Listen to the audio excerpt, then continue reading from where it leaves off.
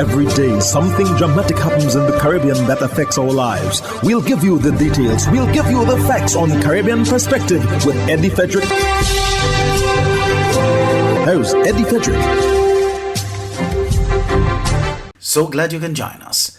A surprise endorsement for opposition St. Lucia Labour Party candidate for Micoud North.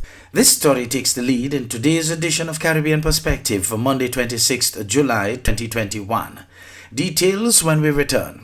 Hubbard's big promotion is back. Live free for 1 year. Spend $50 or more in any Hubbard's department and receive a chance to win big prizes every month. Property or vehicle insurance for 1 year. Free internet, cable and data for 1 year. Free fuel for 1 year. Free cooking gas for 1 year. Free electricity for 1 year. Free drinks for 1 year. Extra cash account and the big free groceries for 1 year. Promotion runs from April 1st to September 30th, 2021. Live free for 1 year with Hubbard's in association with Solgas, Flow, Grenadian General Insurance, Carib Brewery, Coca-Cola, Grenada Bottling Company, Grenlec, Communal Cooperative Credit Union, Dutch Lady Milk, Promo, Danny and Supreme. Terms and conditions apply.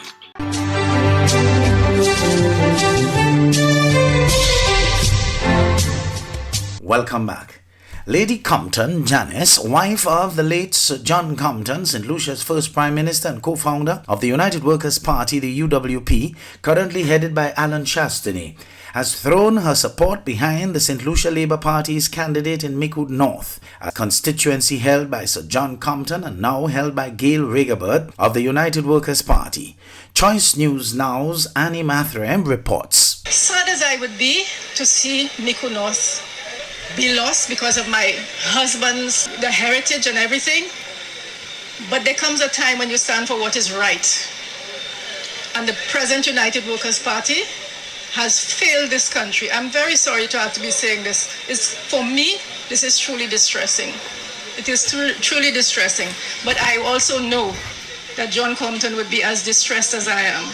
An endorsement which could very well seal the fate of Micoud North incumbent Dr. Gail Rigobert, as former First Lady Janice Compton throws her support behind the SLP's Jeremiah Norbert.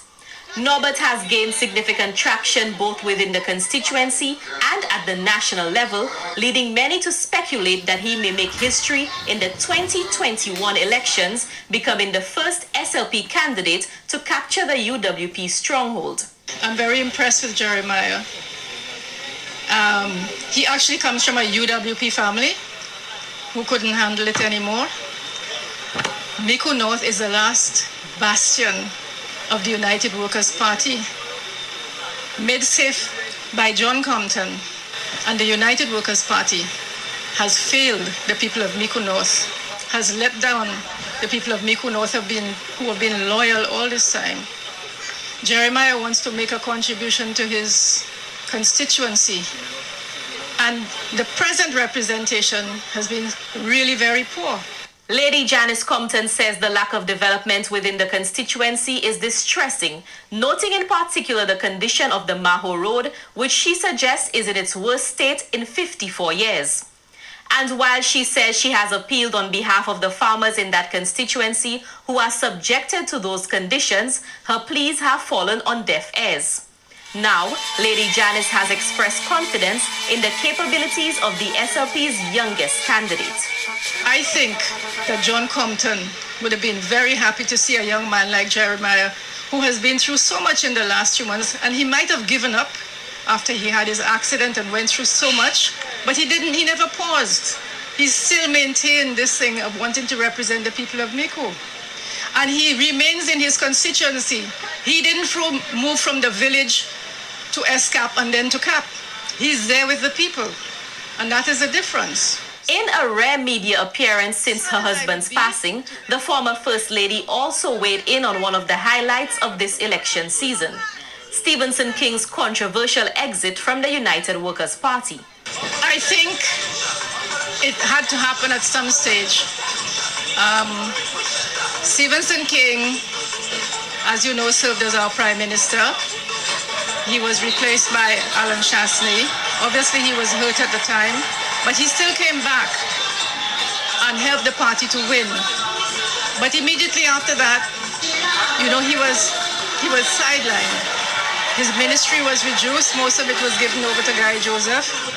And he was humiliated and demeaned. But he stayed until he couldn't stay anymore. And I think all of us who are true UWPs, who have lived with the UWP for 40, 50 years, like myself, have been very distressed at the way the party has gone. And there comes a time when you have to stand up and do something. And I think it took a lot of courage because you knew that the backlash was going to be rough.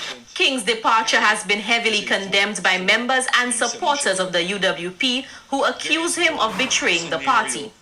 But speaking to our news team during her attendance at a political activity hosted by the independent candidate, Lady Janice disagreed with this view of King's split from the party co-founded by her late husband. My husband would have truly understood why Stevenson King did what he did. He would have admired his courage because he would have known it would have been hard. And even before he died, he understood that this might be coming, so he already understood that people might have to take these decisions. Now, as St. Lucians prepare to go to the polls in a matter of days, the widow of the island's first Prime Minister has a pointed message for a particular section of the electorate. I think it's important that UWP, the real UWPs, the John Compton UWPs, understand what is going on in this country. And on the 26th, I'm asking you all to think long and hard about what you vote for. For Choice News Now, I'm Annie Mathre reporting. The COVID-19 Delta strain is coming to Trinidad and Tobago sooner or later. This from the country's top health officials. And here's what you need to know to protect yourself. Urvashitawari Rupnarayan of TV6 News reports. It's the most transmissible strain of the coronavirus discovered to date. The Delta, which originated in India in December 2020, is ravaging some 124 countries. Trinidad has not confirmed the presence as yet, but I think it being all around us, it's only a matter of time before it gets to Trinidad as well. Despite being several times as transmissible as the strain coming out of Wuhan, China, the world now has an advantage compared to 2019. We have a difference this year. We have a vaccine that is safe and effective, recommended by the WHO. There's data out of Sri Lanka that supports the use of Sinopharm against Delta variant. It actually says that its effect is very good. AstraZeneca, there are studies that support 66% and upwards protection. So I think just to say, we're preparing for Delta. Our only way out of it is to get vaccinated as quickly as we can. We're trying to get in front of Delta variant. If we could get our immunization coverage up very quickly, we can get in front of it, and that's what countries need to do. That's why preparations are being made and RHAs are on heightened alert for any surge. There is no national surveillance to detect the Delta variant. TNT's first case is expected to be confirmed through a regional surveillance platform which tests select samples from CARICOM member states. It's meant to detect sporadically variants of concern, variants of interest. It is not a program that will test every single positive that you get. It cannot reach to that level of capacity. Even if you put a lot of resources into it, it will not get to that place. The hurricane season is now upon us, so we as Caribbean people need to remember to think safety and be prepared. Avoid venturing outside during a storm or hurricane, especially if there are strong winds. Rooftops and other debris are often blown about and can cause great damage.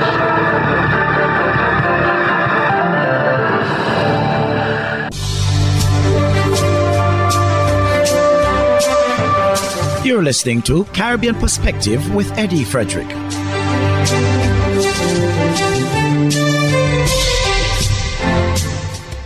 The government of Barbados, meantime, is cracking down on visitors and locals alike who present fraudulent COVID-19 documents at the island's ports of entry. Details in this Barbados Today news item. Prime Minister Mia Mottley disclosed that authorities had uncovered numerous counterfeit certifications, and she made clear that anyone caught will face stiff penalties. According to Directive Number 13, persons found guilty will face up to 1 year in prison or a fine of $50,000. However, when separate legislation is taken to Parliament, it will make provision for the penalty to be increased to 2 years imprisonment and a fine of $100,000. If you feel that you've gotten past the airport or the seaport with a fraudulent certificate and you feel it's over, don't feel it's over, because there's something called post-entry audit. And we will do post-entry audits. And if we find that you have given us a test result that the person or the lab from which it has come cannot verify and cannot validate that you received a test or you received a vaccination, then, my friends, it will be passed over to the right authorities for further action. I say this conscious that I've heard some people say, oh, the people who were doing it were only just trying to get it done because they were late for the plane. Well, it will be the most costly delayed arrival at the airport that you will ever have in life. So I would like to humbly suggest that if that happens to you, pay the change fee and come another day and get the right tests, because we are not taking chances with people, and we will do the post-entry audits. And that is why the Attorney General is here to assure us. Gunshots were heard as Haiti's President Jovenel Moïse was laid to rest in his hometown. Foreign dignitaries attended the funeral had to be rushed to safety. Tensions over his assassination continue to simmer. Andy Gallagher of Al Jazeera, Miami, Florida, reports. Even before the funeral of 53-year-old Jovenel Moïse got underway, tensions in Cap Haitian ran high. Protesters seeking unanswered questions and angry with the nation's ruling class took to the streets. Many here hoped Moïse's funeral would help mend a fractured nation, but instead of unity, there's deep suspicion over who killed Moïse and why. We, the Haitian people, are demanding justice for the president, and we are saying that we do not agree to bury the president because they did not arrest the real culprit. We are blocking the entire Northern Department. Since the death of the president, I have not made any money. Despite security concerns, dignitaries from across the Americas gathered to pay their respects to the former president. As services got underway, gunshots rang out, forcing dignitaries, including those from the US and the UN, to be rushed to the safety of their vehicles. The assassination of Jovenel Moïse has left this fragile nation reeling, but on Friday, those closest to him paid tribute. A visibly shaken Martine Moïse, still recovering from her injuries after the assassination, called for justice. Why is wanting to democratize a sin? How has fighting for equal opportunities to enter the civil service become condemnable? To his Haitian brothers, if you cross your arms and just look at the executioners, blood will not cease to flow. Today it is Jovenel Moïse. Tomorrow who will it be? It will be him, it will be me, it will be us. In the wake of Moïse's assassination on July the 7th, a core group of foreign nations backed Ariel Henry to take the reins as Haiti's new prime minister. The international community is pushing for elections which haven't successfully taken place in more than 4 years. But with a barely functioning Senate and a dissolved parliament, that won't be an easy task. The large Haitian community here in Miami are paying close attention to the unfolding political crisis in Haiti. Many are shocked that Moïse was assassinated, but more than anything else, they're deeply concerned about the immediate security of the nation they left behind. At the Notre Dame de Haiti Church in Little Haiti, mourners gathered to pay their respects to the fallen president. Like all Haitians, those gathered have more questions than answers, but with the nation's future hanging in the balance, thoughts turn to those they left behind. Having all these rumors and so many questions, none of which were answered, led a lot of people to, number one, fear for the security of the country as a whole, but of course to fear for the security of their own families who are still in Haiti. Haiti stands at a precarious moment as it lays its slain president to rest. The investigation into who was behind his assassination appears no closer to giving Haitians the answers they seek. A date for elections has not been set. Security and stability for now are more pressing issues in this troubled nation. Andy Gallagher, Al Jazeera, Miami, Florida. Did you know that your friends and family can now shop at the Food Fair from anywhere in the world, and you can receive here in Grenada? The Food Fair and GrenadaMarket.com now make it possible through secure online shopping and personalized customer service. Simply send your loved ones a list of your preferred items or let them fill an online basket, and the items will be available for pickup or delivery. Visit GrenadaMarket.com or thefoodfair.gd today for more details. The new norm. Spread the news.